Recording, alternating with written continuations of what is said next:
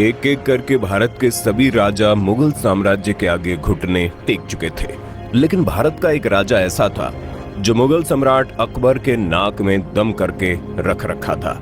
आपको जानकर हैरानी होगी कि मुगल सम्राट अकबर उस राजा से परेशान होकर उसके सामने एक शर्त रखता है कि तुम चाहो तो आधा भारत अपने कब्जे में ले लो, लेकिन मुगल साम्राज्य के अधीन होकर राज करो।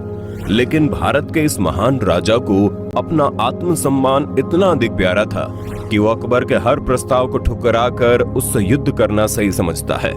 भारत के इस महान राजा का नाम था महाराणा प्रताप सिंह। एक ऐसा राजा जिसका नाम सुनकर अकबर के भी रोंगटे खड़े हो जाते थे।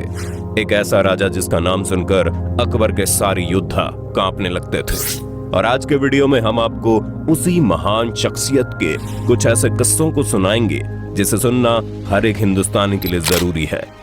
दोस्तों, महाराणा प्रताप के पिता का नाम राजा उदय सिंह था, जिनकी एक नहीं बल्कि 20 पत्नियां थी और 20 पत्नियों से उनके कुल 33 बच्चे हुए थे। और उन्हीं 33 बच्चों में से एक थे महाराणा प्रताप, जिनका जन्म 9 मई साल 1540 में राजस्थान के कुंभलगढ़ में हुआ। महाराणा प्रताप जब बहुत छोटे थे तभी से उनके अंदर ऐसे ऐसे गुण दिखाई देते थे जो कि एक महान राजा के अंदर होने चाहिए। सिर्फ दरबार के लोग ही नहीं बल्कि राज्य के लोग भी इस बात पर यकीन करने लगे कि जब महाराणा प्रताप बड़े होंगे तो वही उनके राजा बनेंगे। लेकिन किस्मत को कुछ और ही मंजूर था। महाराणा प्रताप के पिता उदय प्रताप सिंह ने अपनी पसंदीदा पत्नी की बातों में आकर महाराणा प्रताप के छोटे भाई जगमाल सिंह को वहां का राजा घोषित कर दिया। उदय प्रताप सिंह के द्वारा किया गया ये एक ऐसा काम था जिसे सुनकर पूरा राज्य दुखी हो गया। दोस्तों, राजा उदय सिंह जी की 20 पत्नियों में से एक थी रानी धीर भाई भटियाणी। धीर भाई उदय सिंह की सबसे पसंदीदा पत्नी थी और धीर भाई चाहती थी कि उनके बेटे जगमाल सिंह को मेवाड़ का राजा बनाया जाए। राजा उदय सिंह बिना कुछ सोचे समझे ही जगमाल सिंह को मेवाड़ का राजा बना दिए, जबकि वो इस योग्य था ही नहीं। ये बात साल 1572 की है, जब खराब सेहत की वजह से राजा उदय सिंह की मृत्यु हो गई। उनकी मृत्यु के बाद मेवाड़ के दरबारियों ने आपस में फैसला किया कि जगमाल को राजा के पद से हटाकर महाराणा प्रताप को वहां का राजा बना दिया जाए। जिसके बाद दरबारियों ने जगमाल सिंह को राजा के पद से हटाकर महाराणा प्रताप का राज्याभिषेक कर दिया। और यहीं से शुरू होती है मेवाड़ के इतिहास की एक अनोखी दास्तान। वहीं दूसरी तरफ उस वक्त भारत के अधिकतर हिस्सों में मुगल साम्राज्य का आतंक था। उस वक्त अकबर मुगल साम्राज्य के सम्राट हुआ करते थे। अपने राज्य का विस्तार करते करते भारत के अनेक राजाओं को अपने अधीन कर चुके थे और बचा था तो सिर्फ और सिर्फ एक महाराणा प्रताप सिंह। महाराणा प्रताप सिंह का जो मेवाड़ था वो किसी भी कीमत पर अकबर अपने कब्जे में लेना चाहता था, क्योंकि अकबर के व्यापार का जो रास्ता था वो मेवाड़ से होकर गुजरता था। यही वजह है कि अकबर एक एक करके अपने हर सेनापति को महाराणा प्रताप के पास भेजता था और महाराणा प्रताप को तरह तरह की लालच देते थे। यहाँ तक कि मेवाड़ को अपने कब्जे में लेने के लिए अकबर ने ये तक कह दिया कि चाहो तो आधा भारत अपने कब्जे में ले लो, लेकिन मुगल साम्राज्य के झंडे तले आकर काम करना होगा। महाराणा प्रताप हर बार अकबर के प्रस्ताव को ठुकराते रहे। आखिरकार अंत में परेशान होकर अकबर ने युद्ध करने की सोची। और ये बात है महाराणा प्रताप के राजा बनने के महज 3 साल बाद, यानी कि 1576 की, जब हल्दी घाटी के मैदान में एक तरफ अकबर की विशालकाय सेना मौजूद थी और दूसरी तरफ महाराणा प्रताप की सेना। आपको जानकर हैरानी होगी कि महाराणा प्रताप के पास अकबर की तुलना में आधे से भी कम सैनिक मौजूद थे। जहां अकबर की टोली में 80,000 से ज्यादा सैनिक मौजूद थे, वहीं दूसरी तरफ महाराणा प्रताप की टोली में महज 16,000 की संख्या में सैनिक थे। लेकिन इस युद्ध में महाराणा प्रताप की सेना ने अकबरी सेना का वो हाल किया जिसे सुनकर आज भी लोगों के रोंगटे खड़े हो जाते हैं।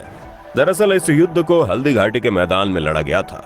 ये एक ऐसा मैदान है जो अरावली की पहाड़ियों के बीच मौजूद थी।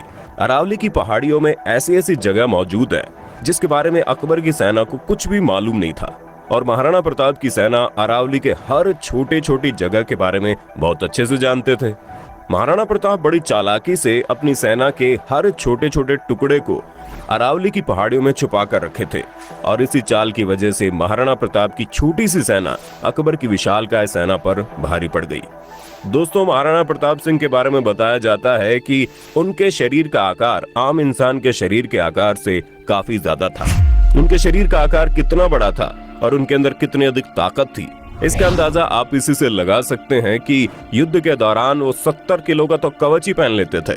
उनके हाथ में 80 किलो के वजन का भाला हुआ करता था और उनकी तलवार का वजन भी 10 किलो से ज्यादा ही होता था।